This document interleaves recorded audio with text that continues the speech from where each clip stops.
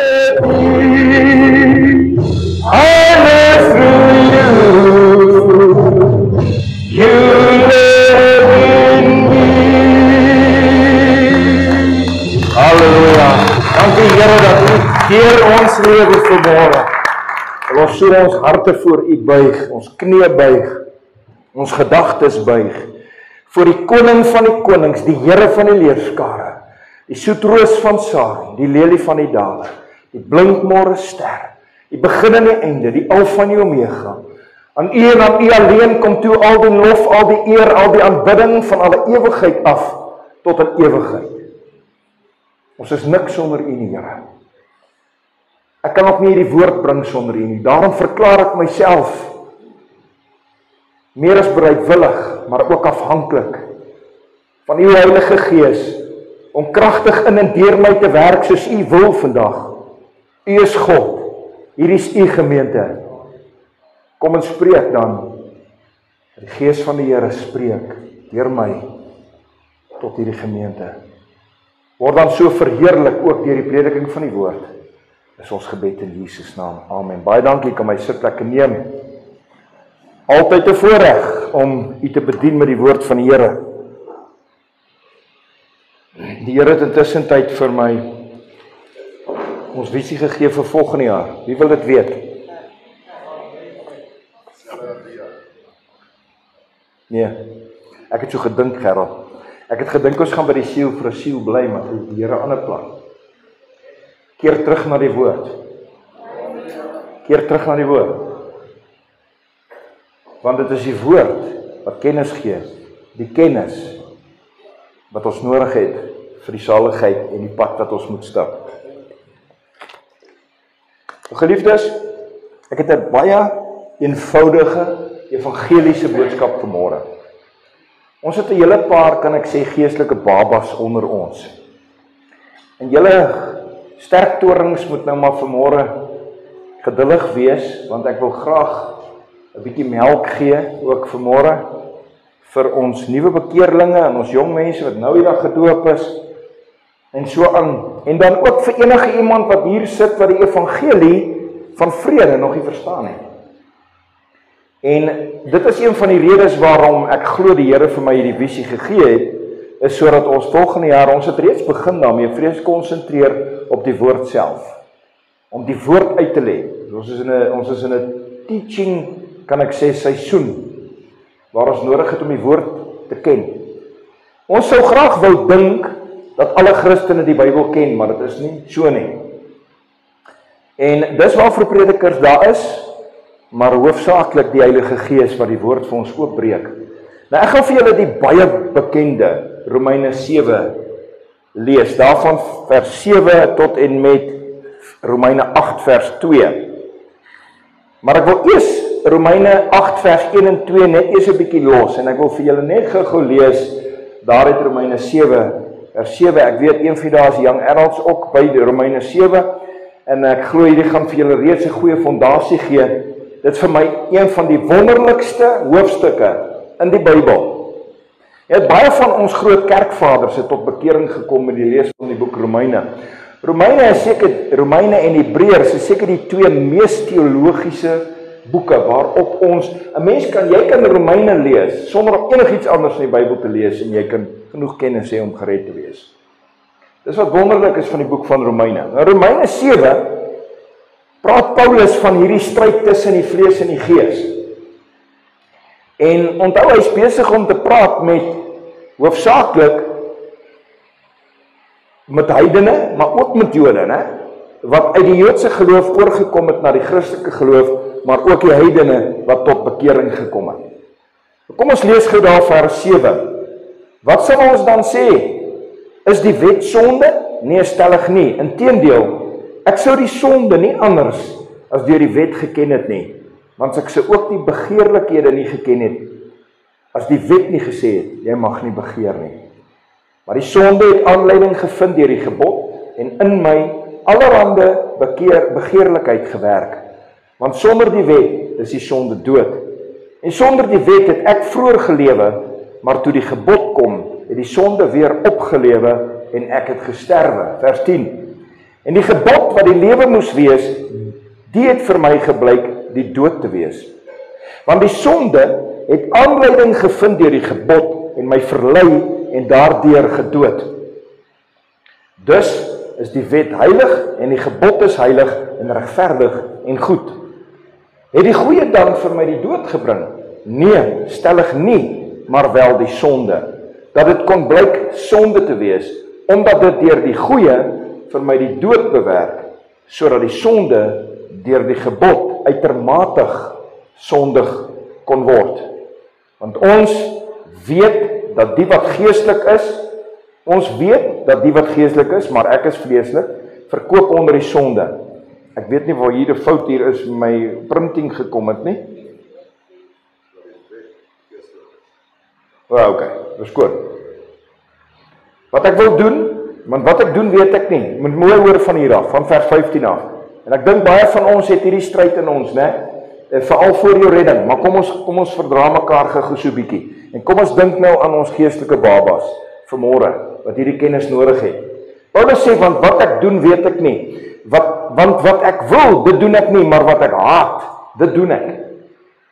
En as ek doen wat ek nie wil nie, dan stem ek die wet toe dat dit goed is. Maar nou is dit nie meer ek wat dit doen nie, maar die sonde wat in my woon. Want ek weet dat in my, dit wil sê in my vlees, niks goeds woon nie. Want om te wil is by my aanwesig, maar om goed te doen, dit vind ek nie. Want die goeie wat ek wil, doen ek nie, maar die kwaad wat ek nie wil nie, dit doen ek. Maar as ek doen wat ek nie wil nie, dan doen ek dit nie meer nie, maar die sonde wat in my woon. Ek vind dus hierdie wet, as ek die goeie wil doen, is die kwaad by my aanwesig. Want ek verlustig my in die wet van God na die innerlike mens. Maar ek sien 'n ander wet in my lede, wat stryd voer teen die wet van my gemoed, en my gevange neem onder die wet van die sonde wat in my lede is. Hoor wat sê hy? Praat hy, hoor wat sê hy vir homself? Ek, elendige mens, wie sal my verlos van die liggaam van hierdie dood? En dan sê hy in vers 25, ek dank God deur Jesus Christus ons Here. So dien ek self dan wel met die gemoed die wet van God, maar met die vlees die wet van die sonde. Ek wil net gou daar stop voor ek by Romeine 8 kom. Hy is besig om 'n prentjie te skilder van 'n religious person, 'n godsdienstige mens. Hy is besig om 'n prentjie te skilder van iemand wat God graag wil behaag, maar hy vind hy kry dit nie reg nie. Hy skilder 'n prentjie van die mens se onvermoë om heilig te kan lewe. Hy skilder 'n prentjie van mense wat in sonde ontvang en gebore is en niks daaraan kan doen nie. Maar tog in hulle binneste is daar 'n hinkering en daar is 'n smagting na God. En daar is baie mense daar buite wat selfs in sekere geloofstrukture vasgevang is waar hulle 'n religious spirit het waar hulle nooit by die vrede kom nie. Hulle is die heeltyd in hierdie, ek wil al sê, haatlike tweestryd tussen die vlees en die gees. Dis wanneer ons dinge begin sê, ek kan dit net nie verhelp nie. Ek hou net aan sondig. Dan wil jy ook uitskree, ek, elendige mens, wie gaan my verlos van hierdie liggaam van die dood? Nou net so 'n bietjie oor hierdie liggaam van hierdie dood. Daar was 'n gebruik in die Romeinse tyd, veral onder die Romeine self. Een van die straffe wat iemand gekry het, 'n doodstraf wat sekerlik erg of dalk nog erger as die kruisdood is hulle het 'n dooie liggaam aan jou vasgemaak. Hulle het 'n dooie liggaam aan jou vasgemaak terwyl jy gelewe het. En soos daardie dooie liggaam ontbind, begin jy ook ontbind lewend. So dis 'n wrede manier om te gaan. Paulus kies om daai vergelyking te tref. Kan jy imagine hoe verskriklik moet dit wees? Kan jy daai reuk imagine? Kan jy imagine hoe jy staan? En dit is wat hy sê hierso. Hy sê, dis hoe ek voel. Ek kan nie ontslaa raak van hierdie dooie liggaam nie.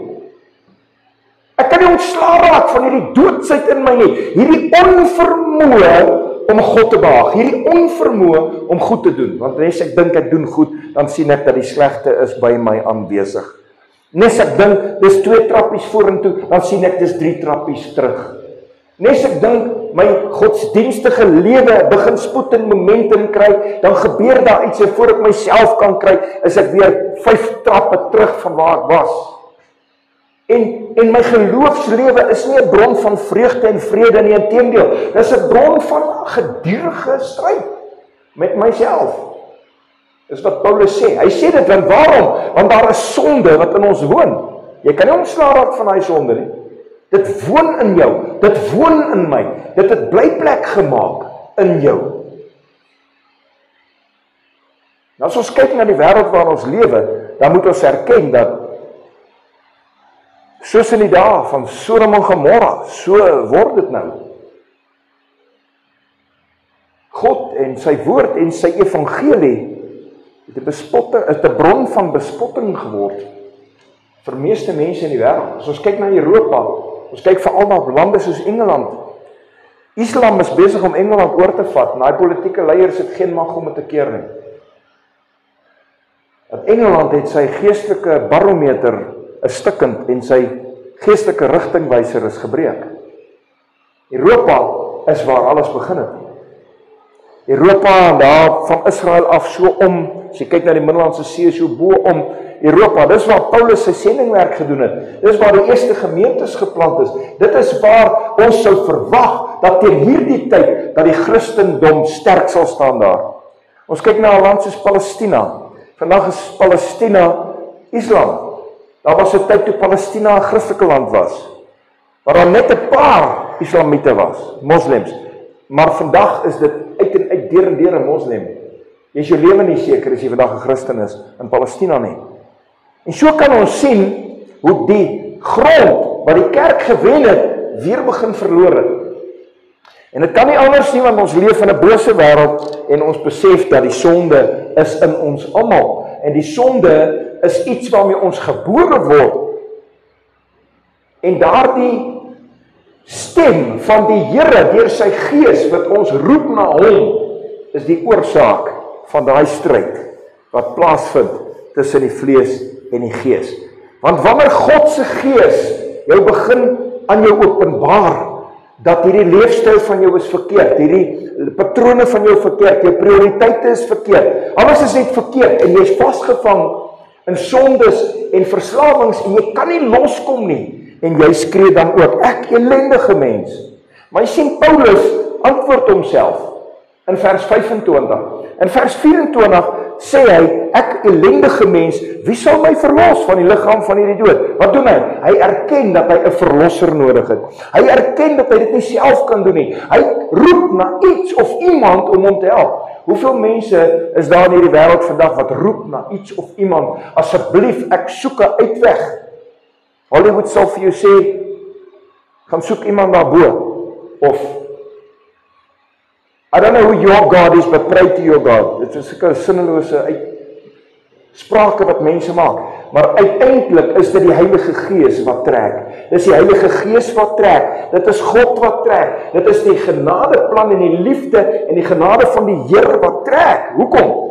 Want daar is net een manier om van hierdie liggaam, van hierdie dood, wat so aan jou klou, en jy kan nie van hom ontslae raak nie, om ontslae te raak van dit, en hy antwoord homself in vers 25, en hy sê, ek dank God deur Jesus Christus, ons Here.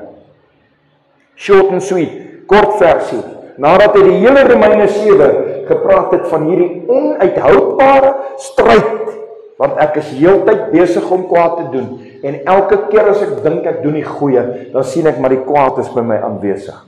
Sien, ons word daarin ontvang en gebore, en dit is 'n tweestryd wat ons altyd het.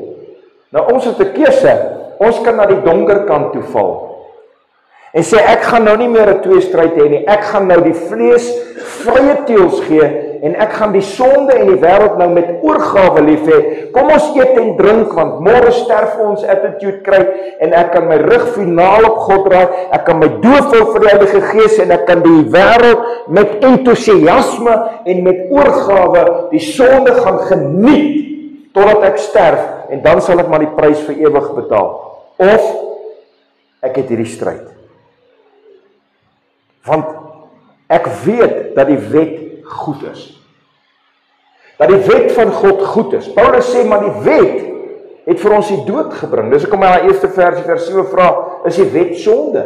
Nee, want hoekom vra hy dit? Want as die wet dan vir ons oordeel gebring het, hoe kan die wet dan goed wees? Baie mense twyfel vandag, hoe kan God goed wees as dinge dan so is? Jy sien Paulus praat hierso natuurlik nou met die Jode wat tot Christendom gekom het. Hy praat met hulle. Hy sê julle wet het eintlik gemaak dat die sonde lewe gekry het in julle. Hoe het ou Bruce Wilkinson gister gesê? Hy sê imagine 'n pink olifant met groot groen ore. Wie van julle het nie nou gedink aan 'n pink olifant met groot groen ore nie? Jy het dadelik daaraan gedink, dis hoe ons koppe werk. Nee, ons koppe is soos computers. Kan jy nou imagine, baie van julle het 'n smaal op jou gesig, want ek weet nie hoe snaaks lyk jou olifant nie, of hy lyk soos myne nie, maar dit is hoe dit is, né? Ons het daai vermoë om te kan dinge imagine. Net soos die sonde. As jy vir 'n klein kleutertjie, as jy 'n kers vat, ek het dit al baie gesê, ter verduideliking, demonstrasie, wil ek vir julle sê, as ek 'n kers op daai swart tafeltjie neersit, en ek steek hom aan die brand, die kleintjies sal hier speel, hulle sal nie steur aan daai kers nie, tot ek vir hulle sê, hoor jy, moenie jou vinger in daai kers gaan druk nie. Dadelik is die begeerte daar, dat hulle wil almal nou hulle vinger in daai kers gaan druk. Dit is die gebrokenheid van die mens. Dit is die gevolg van sonde. Dit is die houvas, die absolute bose mag wat ons in gebore word.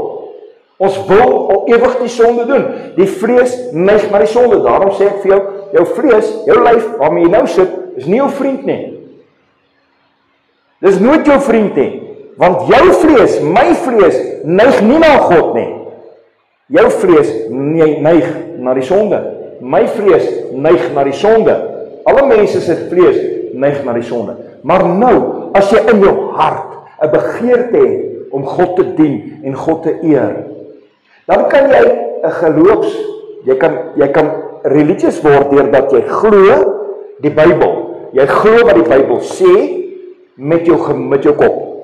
Jy glo dit, jy maak 'n nod. Ek glo wat jy sê. Ek glo dit. En dan, wanneer jy nog nie wedergebore is nie, raak dit 'n religious stryd. Die ou mense gesê jy kry 'n Bybelstryd. Dis wanneer jy weet terwyl jy die Bybel lees en jy kyk na hoe Gods mense moet leef, behoort te leef, hoe 'n kind van die Here behoort op te tree, hoe ons in die samelewing moet optree, dan kom ons agter, ons kry dit nie reg nie. Maar omdat ek hierdie religion nou in my hart het, ek wil die Here behaag, en hy praat nou met die Jode, hulle het die religion van religions gehad, hulle was die teoloë van hulle tyd, hulle was die kerkmense van hulle tyd, hulle was die groot ouens waar almal maar opgekyk het, hulle die skrifte geken so, hulle kon dit opsê.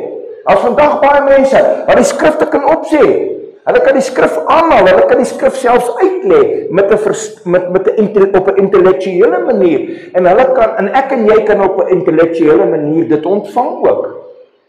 Ek meen, hierdie Bybel is in Afrikaans, nie in Grieks nie, as jy Afrikaans kan verstaan, jy moet dan verstaan wat daar staan. Mens sien iets moet gebeur. Iets moet gebeur dat jy ook kan sê, ek dank God deur Jesus Christus.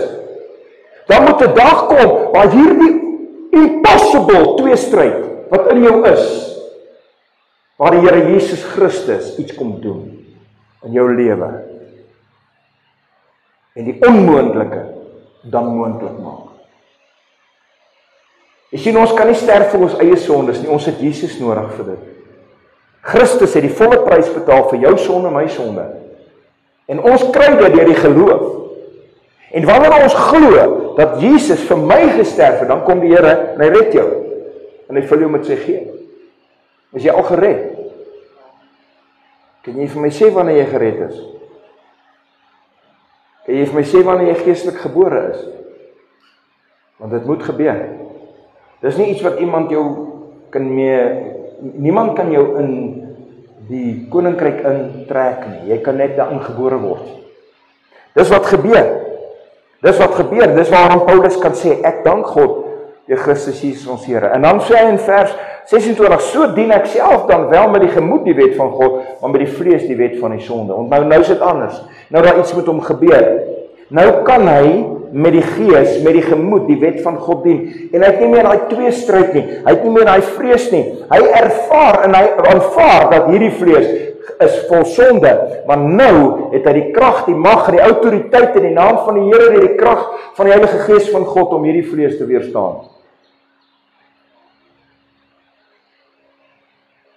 Maar nou weerstaan hy die vlees en die krag van die Heilige Gees. Nou weerstaan hy sy gees die vlees. Verskoon. Jou gees weerstaan nou die vlees outomaties. Vroeger was dit, toe jy nog nie gered was nie, jy het gehinker na God, jy wou graag, maar daar het nog nie 'n kernverandering gekom nie. Daar het nog nie 'n hartsverandering gekom nie. Jy het miskien nog nie die Here toegelaat om regtig in te kom, jou hart van klip uit te haal en vir jou 'n hart van vlees te gee, sodat hy jou kan red, sodat sy bloed jou kan was, sodat jy kan hemel toe gaan. Wanneer dit gebeur, wanneer dit reg was, wanneer jy jou bekeer het van jou ou lewe en jy gee dit vir Jesus, dan kom hy en hy doen iets. Deur sy gees kom en wederbaar jou en hy maak die onmoontlike moontlik. Ek wil regtig hê jy moet fokus op dit. Hy maak die onmoontlike moontlik. Voor my redding was dit onmoontlik om God te behaag. Dit wat ek wil doen, dit doen ek nie. Dit wat ek nie wil doen nie, dit doen ek. Wie sal my verlos van die liggaam van hierdie dood? Dank die Here vir Jesus. Dankie vir Jesus. Hy doen dit. Maar daar moet 'n dag en 'n moment wees waar jy daai oorgawe maak. Nie jou werke nie. Want dit is onmoontlik om God te behaag. Net Jesus kon die standaard van God vervul. En net Christus se heiligheid kan God behaag. En wanneer ek en jy in Christus is, dan behaag ons God ook. Het jy al so regtig daaraan gedink, dat dit maak nie saak hoe verskriklik jou sonde was voor jou wedergeboorte nie. Die dag toe Jesus se bloed jou reinig, wanneer die Vader nou na jou kyk, sien hy geen sonde by jou nie. En dit alles het hy vir jou verniet gegee. Dink jy dalk nog dat die evangelie is complicated? Dank die Here wanneer daar die stryd in jou is, want dit is die Heilige Gees wat besig is om jou te trek.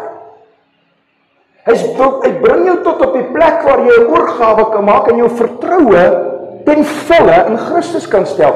En wanneer jou vertroue in Christus is, het jy vrede, het jy kalmte. Jou sonde is nie meer vir jou hierdie verskriklike stryd nie, jy het dit vir Jesus gegee. Jy glo hom, jy vertrou hom. Hy het al jou sondes weggeneem, so ver as die ooste van die weste. Al was dit so rooi soos bloed, dit sal word soos dit sal spierwit word soos sneeu. Hy maak jou skoon so asof jy nog nooit 'n sonde in jou ganse lewe gedoen het nie. Dis die krag van Jesus bloed. That's the power of the blood of Christ. En om enigiets minder as dit te glo, is 'n absolute belediging vir hom. Om enigstens hier te sit vanmôre en te dink dat Christus kan jou nie red nie, is die grootste belediging wat jy jou Here kan gee. Of ek. Sou jy sit in twyfel en jou twyfel vleuels gee. Jy sien, om te twyfel is om te sê dat God is 'n leienaar. Ons twyfel moet ons beheer. Ons almal twyfel een of ander tyd. Party twyfel meer as ander. Maar dan moet 'n tyd kom waar jy kan sê, wie sal my, nie net vra wie sal my verlos nie, maar wie sal my red? En wanneer jy weet dat Jesus red jou, wat doen die Here? Hy sê, kyk, die ou dinge het verbygegaan. Kyk, alles het nuut geword. Dis wat gebeur wanneer Jesus inkom. Daai ou tweestryd, daai liggaam van die dood wat nie ontslae kan raak nie. In Christus maak hy jou vry, verlos jou, hy vat dit weg. Hy maak jou vry, hy spreek jou vry en die Vader spreek jou vry. Dink so daaraan. Wat dink julle sou die kanse wees dat Jesus sou hel toe gaan? Minder as 0, né? Minder as 0. So wat laat jy dink dat jou kans in Christus is meer as 0? Wat 'n belediging om vir Jesus om te sê dat Jesus is heilig en by die Vader, maar ek het dalk 'n kans om dit nie te maak. Sou dit nie die grootste belediging vir Jesus wees nie? Sou dit nie 'n vertrapping van sy bloed wees nie? Sou dit nie wees om te sê dat Jesus se pryse, sy offer is nie genoeg nie? Nie vir my nie. Ek is 'n groot sondaar. Kyk wat het ek gedoen. Praat baie met mense, sê self van jou en pastoor, maar jy weet nie wat het ek gedoen nie. Seker maar Jesus weet wat jy gedoen het. Hy het nogtans kom sterf vir jou. As dit onmoontlik was vir jou om gered te word, dan sou hy nie vir jou kom sterf het nie. So ons moet dit klaar maak vandag.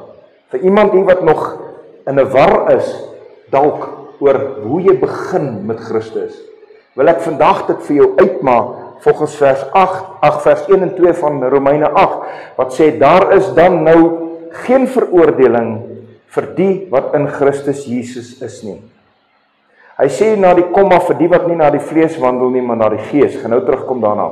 Vers 2 sê, want die wet van die gees, van die lewe in Christus Jesus, het my wat? Vrygemaak. Kan ek dit herhaal? Vrygemaak. Van wat? Van die sonde en die dood. Met ander woorde, sonde en dood het geen mag oor 'n kind van God nie. Nie in alle ewigheid nie. Want jy's in Christus. En enigiets minder wat jy glo, is 'n belediging vir die krag van die bloed van jou redder, wat vir jou gesterf het aan die kruis, en die volle prys betaal. Maak nie saak hoe groot jy dink jou sonde is nie. Die bloed van Jesus is baie ver bokant kragtiger as enige iets wat jy kon doen, of dink, of sê, of enige iets. Die vraag is, het jy dit al vir jouself aanvaar?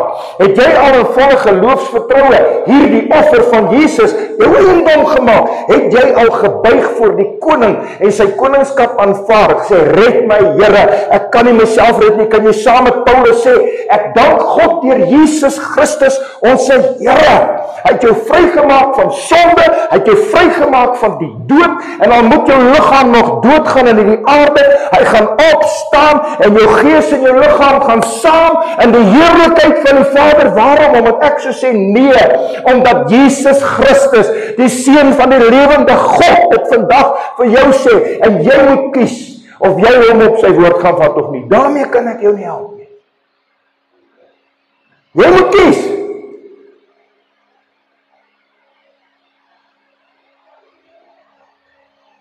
Maar wat van as ek nog 'n stryd het?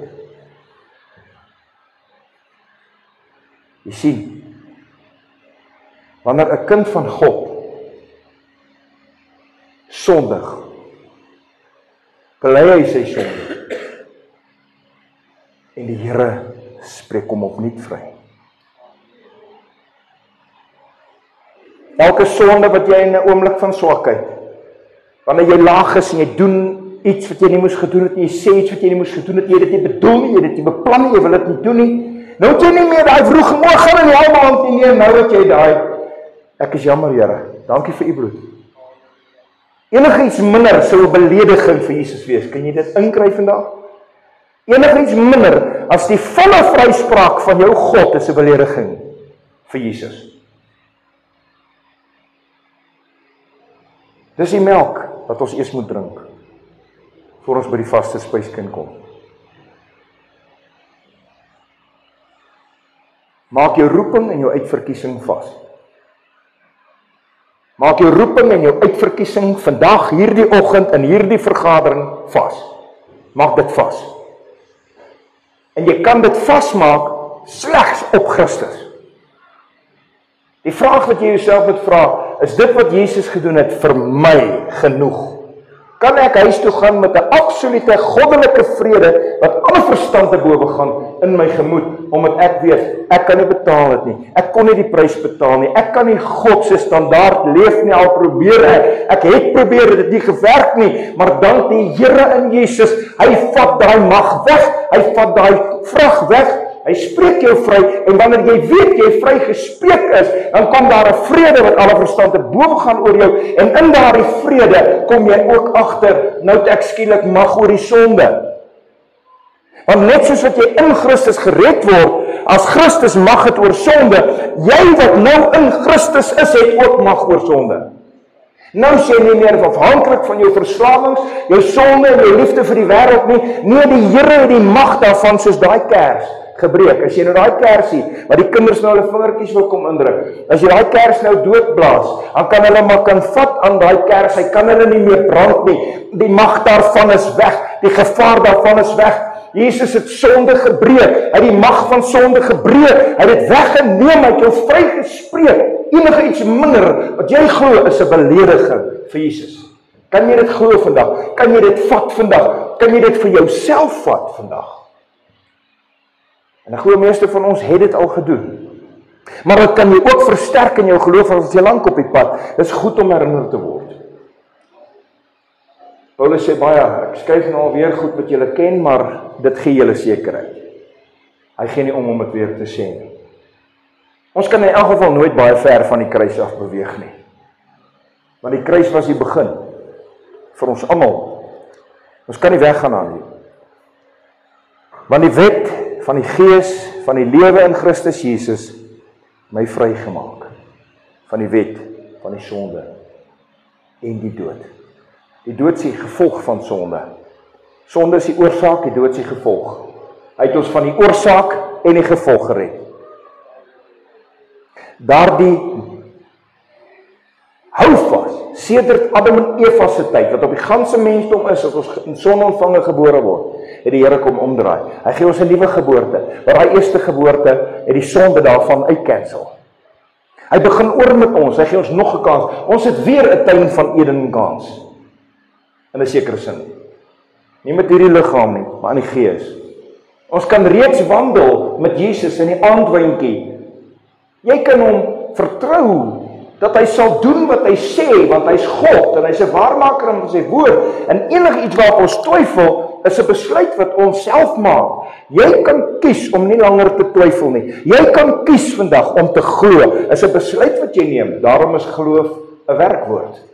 Daarom is glo 'n werkwoord. En in die Christelike opset is vertroue ook 'n werkwoord. Want ek kan vir jou sê, hoorie, ek vertrou jou dat jy kan kar bestuur, maar as ek nie gaan weier om saam met jou te ry as jy agter die wiel is, dan vertrou ek jou nie regtig nie. Baie mense wat ek daaraan kan dink dat ek so oorvoel.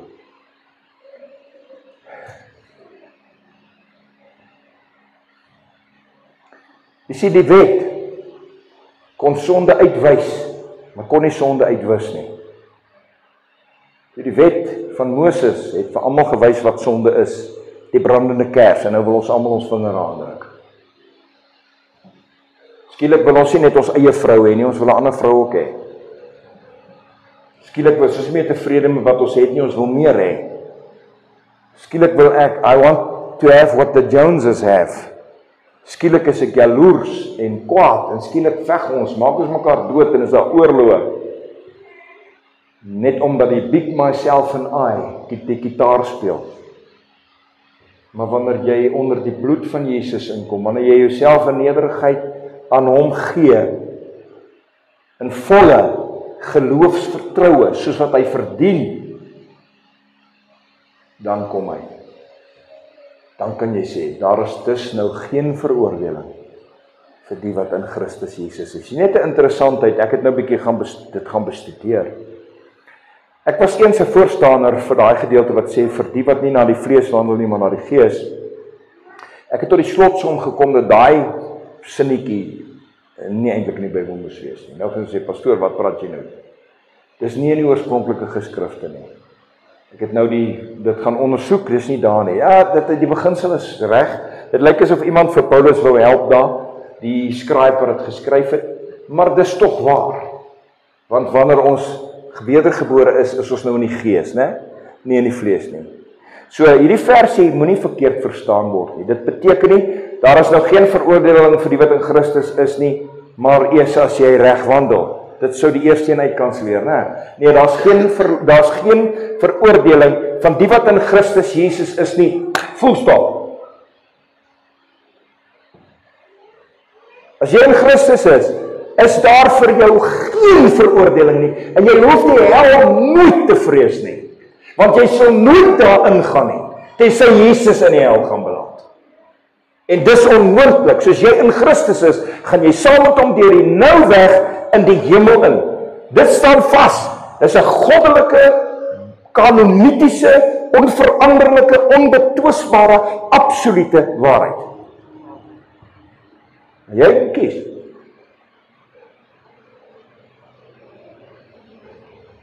So wil jy ontslaa raak van jou stryd? Laat Jesus jou redder wees. Daarna sal jy nie meer die stryd hê nie, want nou gaan jy agterkom, ek wil nie meer sondig nie. Nou gaan jy agterkom, maar hier's iets anders in my. Ek het skielik krag. Skielik kan ek nee sê vir versoekinge. Dis nie dat die versoeking nie daar gaan wees nie. Ek weet dis wat jy nou hoor, jy weet die voorsit. Of slaap jy? Die versoeking gaan daar wees. Maar nou het jy die mag. Die Here sê, hy sal ons nie toelaat dat ons versoek word bokant wat ons in staat is om voor nee te sê nie. Soos jy weer sê, ek kan nie die verslawing verhelp nie. Nee, jy wil nie. Okay. Goed wat jy so suig, omdat jy nie 'n dammie gehad hoe jy kind was nie.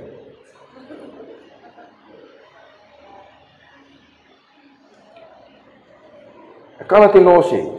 Moeilik? Ja, hoekom? Want die vlees neig na die sonde. Altyd moeilik, maar altyd moontlik. Maar voor die kruis was dit onmoontlik.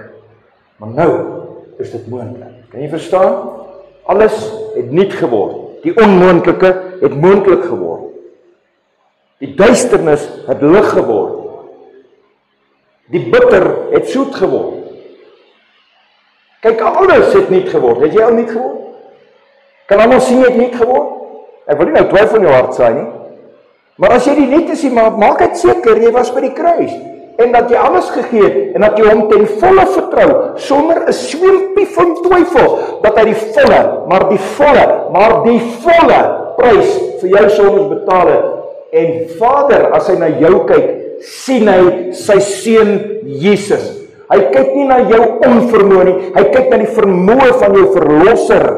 Paulus sê, wie sal my verlos? Ek dank Christus, hy het 'n verlosser nodig gehad, jy het 'n verlosser nodig gehad, ek het 'n verlosser nodig gehad. Hy verlos, hy red, hy was skoon, hy maak nuut, hy wederbaar, hy kom en hy bring ons weer in right standing with God. En wanneer die Vader nou na jou kyk, sien hy die sondeloosheid van sy seun Jesus Christus.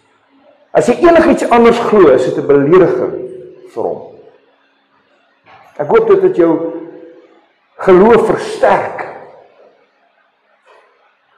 Ek wens ons kinders wil meer kerk toe kom, dat hulle hierdie goed kan hoor. Ons jong mense. Jy het nodig om vas te staan in die wêreld daar buite. Die stemme wat teen God, teen die woord en teen alles wat rein is, skreeu is vandag soos 'n bassein. Moet jou nie laat verlei nie. Moenie dat enige iets of enige iemand jou laat twyfel in die krag van jou verlossing en verlosser en die voltooide werk wat hy aan daai kruis vir my en jou en vir almal wat dit wil hê. Voorwaar ek sê vir julle, wie in my glo het die ewige lewe. Dis die woorde van jou koning Jesus wat so sê. Hy sê verder, hy sê, ek sal hom wat na my toe kom nooit uitwerk nie. Dit is Jesus, jou koning, wat so sê. Sou hy dit gesê het, as hy nie die vermoë gehad het, om ons ten volle te red nie? Enige iets minder, sou 'n belediging vir hom wees.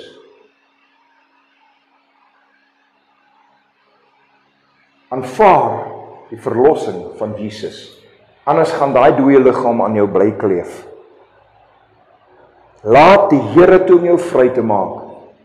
En as jy vry is, gee hom al die eer. En dan besef jy, wat is jou skepingsdoel? En dan besef jy, waarom is jy op hierdie aarde? Dan besef jy, hoekom is jy in hierdie gemeente? dan besef jy die genade van God is baie groter as wat jy gedink het, en die besturing van God tot in die fynste detail van jou absolute bestaan, sal jy begin agterkom dat God was nog altyd besig met jou.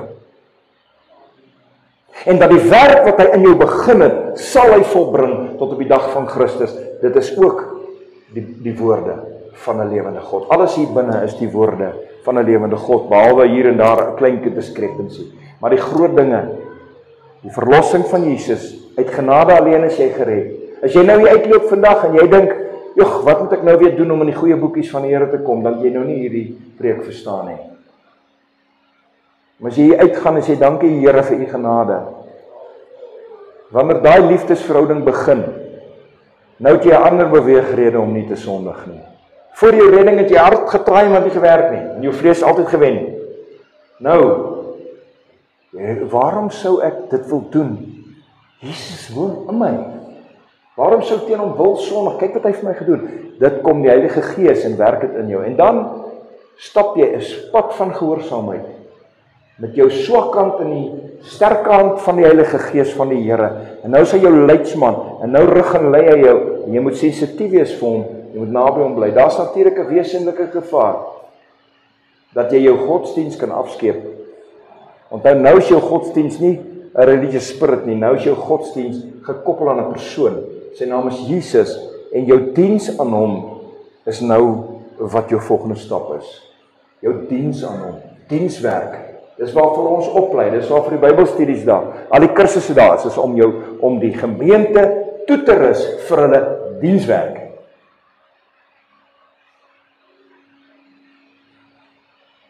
Jy sien, die intellektuele geloof en hartsgeloof is so verskillende goed. En nou behoort jou hart aan die Here. As jou hart aan die Here behoort, waarom sou jy die dinge van die Here nie soek nie? Waarom sou jy teen hom wil rebels wees? Waarom sou jy die wêreld wou lief hê? Waarom? Moenie ingee vir die versoeking van die Satan nie. Onthou, geen versoeking het jy aangegryp behalwe 'n menslike nie. Hy versoek jou, maar jy sê ja. So geen versoeking het jy aangegryp behalwe 'n menslike nie. Met ander woorde, die duiwel weet wat is in die gebrokenheid van die vlees, en hy druk daai knoppies en hy werk op daai liste van die vlees. Nou het jy die mag, die krag, die autoriteit, halleluja, die naam van Jesus om weerstand te bied. En die Bybel sê dat wanneer jy die duiwel weerstaan, dan sal hy van jou af wegvlug. Voor jou redding kon jy nie vir die duiwel sê wat hy moes doen nie. Voor jou redding kon jy hom nie weerstaan nie. Nou kan jy, moet jy, behoort jy om te weerstaan. So as die versoeking kom om te sondig, dan sê jy nee, jy weerstaan daai versoeking en jy sondig nie. En wat sê die Bybel, wat gebeur dan? Dan vlug die duiwel van jou af weg, so vinnig as wat hy kan. Hy het dan 'n heilige vrees vir hierdie groot God wat agter jou staan. Dan leef jy in die oorwinning, ook oor sondes, ook oor verslawings. Verslawings is een van die major issues van ons tyd. Enige vorm van verslawing, daar's baie. Alles wat jy nie sonder mee kan klaarkom nie. Ek het nou die dag gesê, en ek wil dit weer sê, ek gaan definitief, volgende jaar, gaan ons 'n week vas van ons selfone af. Jy gaan vir al jou familie sê, as jou selfoon nou vir jou werk gebruik word, dan dis tussen jou en God of jy nou regtig om net vir jou werk gaan gebruik, it's up to you. Ons gaan nie video's kyk nie, ons gaan nie WhatsApp stuur nie, ons gaan nie WhatsApps lees nie, ons gaan nie op die internet nie, ons gaan nie op Facebook nie, ons gaan nie op TikTok nie, ons gaan verweek, en ek wil aan jou bewys, die meeste van julle, dat jy verslaaf is aan jou foon. Jy gaan onttrekkingssimptome kry. Jy gaan onttrekkingssimptome kry. That's a good thing. Hulle het 'n steekproef gedoen in Amerika met 'n klomp teenagers. Hulle het hulle selfone van hulle weggevat vir 3 weke. Hulle het vrywillig, dis 'n vrywillige steekproef gewees. En hierna die eerste week toe het hulle presies dieselfde simptome as iemand wat aan heroïne verslaaf is. Dieselfde simptome, die liggaam, die brein is so verslaaf aan daai stimulering, die stimulant van visuals.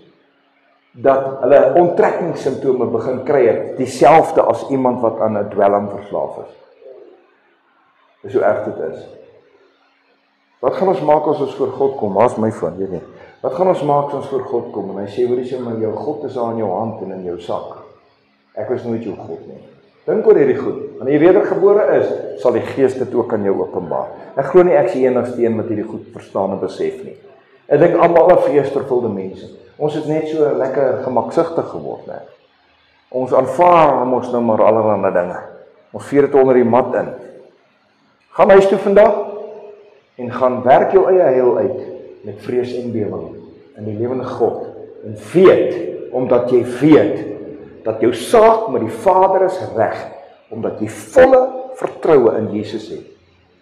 En as daai fondasie reg is, dan kan ons begin vaste spys eet. OK, gaan nie elke week so evangelie preek gee nie, ja. Kom ons gee vir die Here aan die klaar. Terwyl ek bid, kan die musikante vorentoe kom. Vader, ons sê vir U baie dankie vir die kosbare woord. Dankie dat U Paulus geroep het om dit vir ons te skryf. Dankie dat U hom gerig en gelei deur die Gees. Dankie vir die waarheid van die woord. Dankie dat ons vanmôre kan besef dat die volmaakte werk wat U aan daai kruis gedoen het en ons rustig, sonder angs en sonder vrees kan lewe en dat ons die vrees kan weerstaan en die leuns van die Satan kan weerstaan. Elke gedagte en elke stem wat na ons toe aankom om ons in ons geloof te laat twyfel, weerstaan ons, want ons gaan U nie beledig nie en ons gaan U bloed nie vertrap nie en ons glo omdat U gesê het dat voorwaar elkeen wat in my glo sal gered word. Daarom glo ons dit, daarom weet ons dit. Word dan so verheerlik, Here, dat ons hierdie lig ook so sal gaan laat skyn vir 'n verlore gaande wêreld. As hulle na ons kyk, dan kan hulle sien dat wie woon in ons. Hoe kan dit dan anders? Want U het ons gewederbaar. U het ons met die Gees vervul. U het ons vrygemaak. U het ons losgekoop. Ons is vry van sonde. Ons is vry van die gevolge daarvan, die dood. En ons gaan vir ewig by U in die hemel wees. What a day that will be, when my Jesus I shall see. En dankie Here vir elkeen wat vandag dalk in sy of haar stilte 'n recommitment gemaak het. Dalk 'n eerste commitment gemaak het. Dalk net 'n recommitment gemaak het. Here, dat ons opnuut weer net kon seker maak ons fondasie is nog reg. En ons sê vir U baie dankie daarvoor in Jesus naam.